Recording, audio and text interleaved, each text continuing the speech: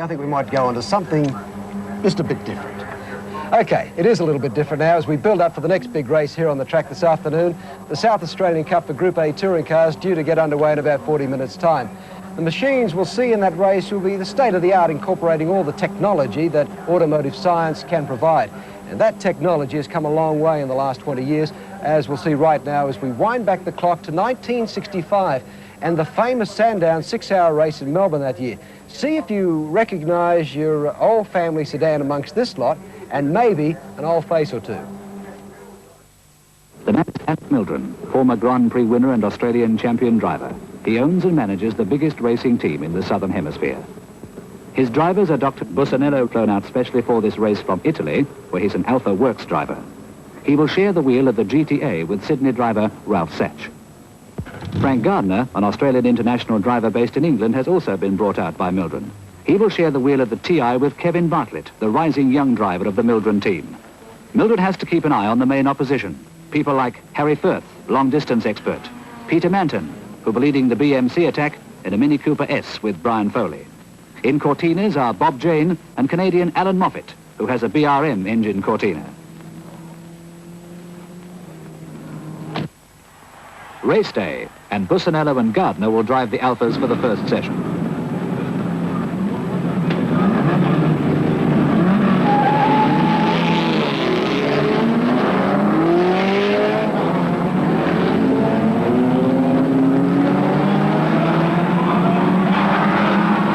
Allan Moffat screams away along the grass. By Shell, he's amongst the leaders.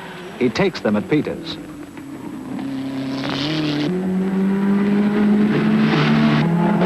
Now one of the race sensations. Charlie Smith in the Mini has blown a brake hose. At 80 miles an hour, he plows into the back of the Seaton Firth Cortina, who in turn hit Bob Jane. Smith and Seaton are out of the race a half a mile from the start.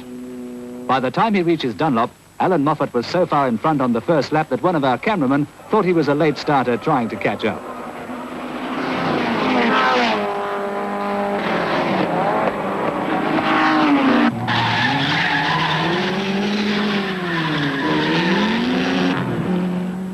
Busanello presses Moffat coming out of the S's, causing him to brake late. Moffat has a locking brake and punishes his tyres.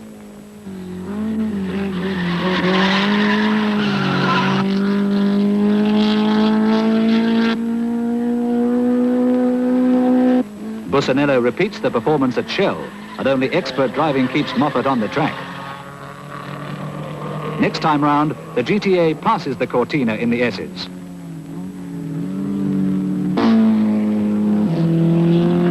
Allan Moffat lost his lead for the rest of the race. Gardner, in the meantime, is playing his part in the plan and brings the TI through the field, lapping steadily in the 130s.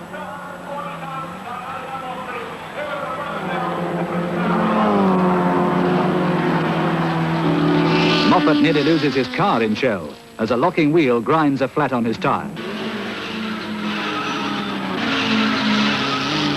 The two Alphas are now running first and second overall and in their class.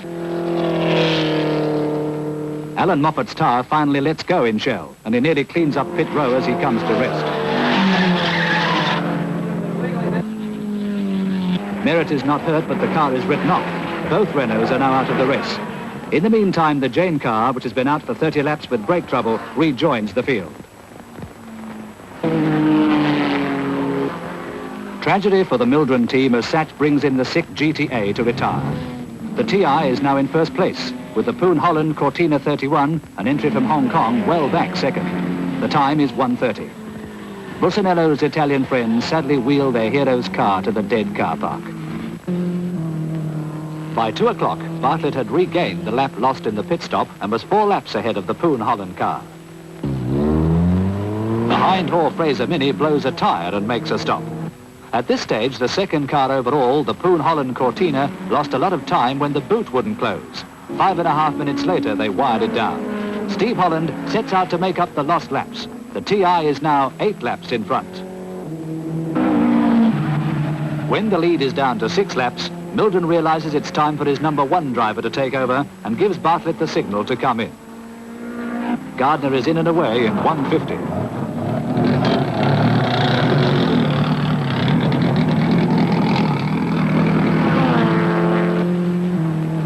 At 5 hours, the TI is first by 6 laps, and car 31 is 1 lap ahead of the Moffat-Palmer Lotus.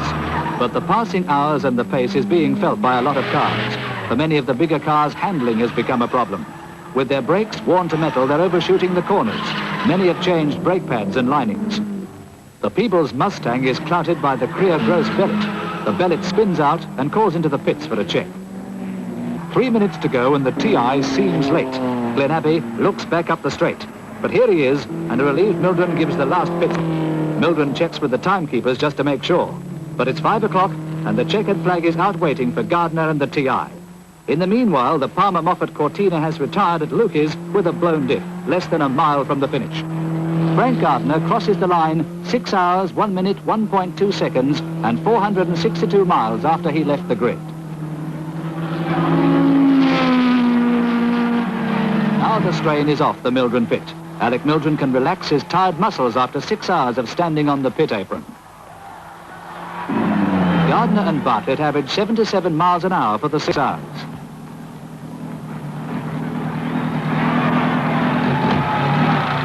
Who said the TI wasn't a family car? Bussinello's Italian cheer squad at last are happy. Now the laurels of victory. For Gardner and Bartlett, a well-deserved win. The TI, Old Faithful, has won for the 2nd year in succession. Kevin Bartlett, one of the great characters, some fabulous characters there, and you know quite a few of them too, don't you, Jackie? Frank Gardner, who was in that race, is here driving Professor Watkins in the course car, the medical professor. Alec Mildren, I saw the other day, he was up at Hamilton Island and still looking fantastic. Jeff Sykes, who probably was responsible for putting that race on, 80 years of age, is down here today watching practice and here for this weekend.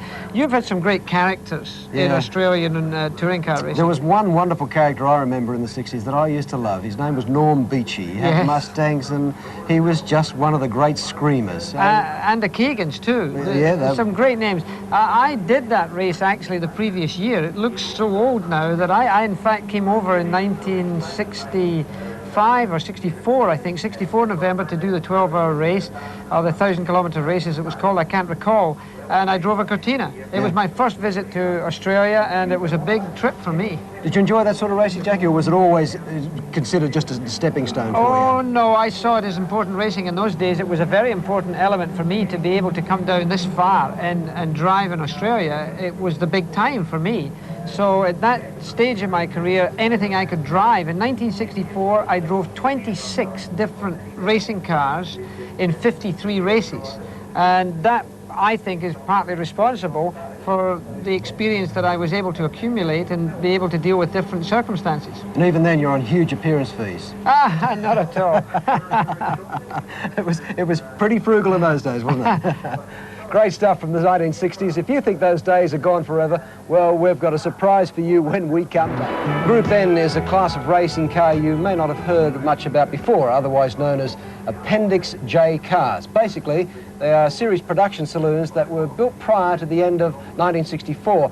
And believe it or not, they do still race. In fact, for the first time this year, they've been racing here at the Adelaide Grand Prix.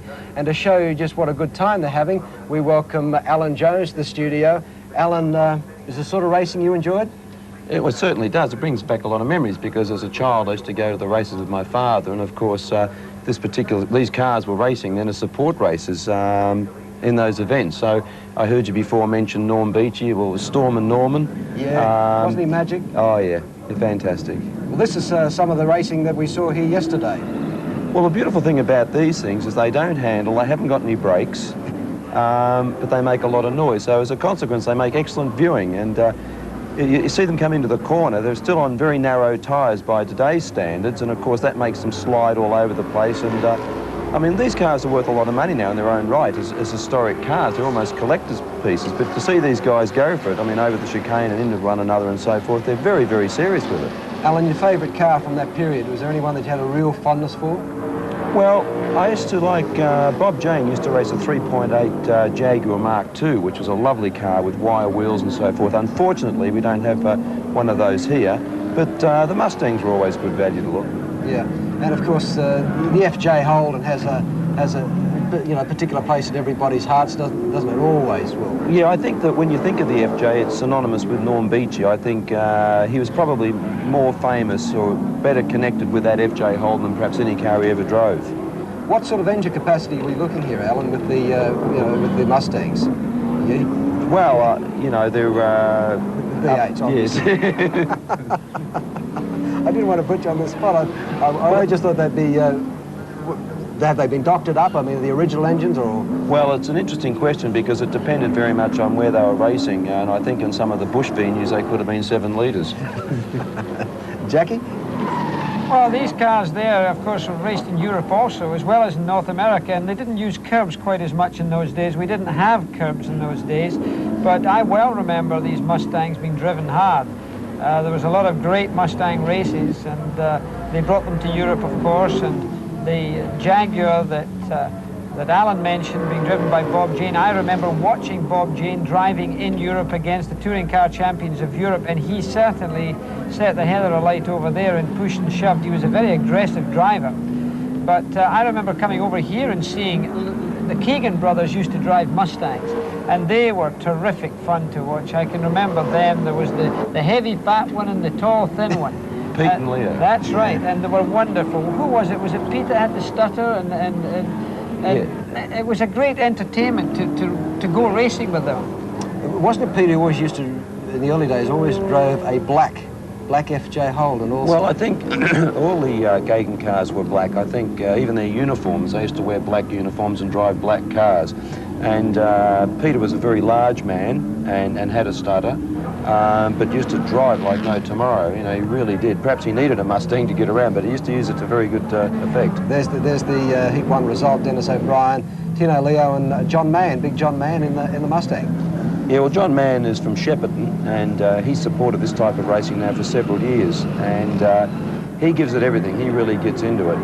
High attrition rate, Alan. I was down in the pits when this race was going on, and they're pulling in. It seemed to me every lap there seemed to be some sort of a problem. Well, that's right. I mean, it's probably one of the beauties of it. There's always fan belts falling off or brakes failing to work or something, but that was the way it used to be when they raced them, and happily it's still the same now. Well, you see a lot of Lotus Cortinas in there. Again, the Ford Mustang well up. Ford Motor Company around the world at that time was investing heavily in motorsport, not only just with their Mustangs, but their large Fairlanes. And then, of course, with the Lotus Cortina, the arrival of that car, that really shook the world. And I saw one or two in the race there. That's one of them just going out of the picture. And the Lotus Cortina, like the Mini Cooper, became a cult machine. I mean, people had them because it didn't matter how much money you had. My goodness, if you had a Mini Cooper like that when they're giving a signal to allow the big Mustang go through, or maybe it was another finger he was pointing, I have no idea. But what happens in racing of this kind is that really it develops the ability of the driver to handle the sliding, the weight distribution that single-seaters don't give, Alan. Oh, yeah, I mean, the cars definitely slide around considerably more. It was interesting to see that guy in the Mini waving. I think he looked in his rear view mirror and saw 3 great, huge Mustangs all bashing into each other behind him and thought, well, this is not a part of me. And I think he just moved over and waved them through. He wanted no part of it. I don't blame him. Alan, what is the license requirement for driving in this? Is there a certain requirement that you've got to have that you can race these sort of cars? Yes, you would need a full competition license. The license that these guys would have would enable them really to drive anything except Formula One. It's a Lotus Cortina that's in second slot right now, just passed by the Mustang, that little Cortina there with the Mustang close behind again. So the Cortina is sandwiched by the two much larger powered machines. The Mustangs would be running at least 5 litres. How do they keep them on the road, Alan, as far as keeping them going? I mean, parts, and do they have to get the parts specially made for themselves, or they just go to the scrap metal merchants all around town? I mean, you see, very difficult these days. I think parts in Australia for Mustangs would be fairly difficult, but I think they'd be in abundance in the States. But of course, you know, a lot of the parts for these cars really are, particularly engine-wise, are fairly stock. I mean, they're pretty well utilised in a lot of Ford products. Of course, Jackie, you know that the Mustang was one of the great success stories for Ford. It really put them right into the red, didn't it? I mean, it became the cult car. Yeah. It was the muscle-powered car. And from there, they just got bigger and bigger engines. It was amazing. So that was the Heat 2 of Group N. Denis O'Brien winning again. Same result, actually. There we go. Well, that was sort of like a trip down memory lane. The only thing missing were the Beatles, the Rolling Stones, and the Beach Boys. Well, we had them last night at the ball. Oh, did you? It was a 1960s ball. Was it? Yeah. You got invited? That's why I've got a hoarse throat.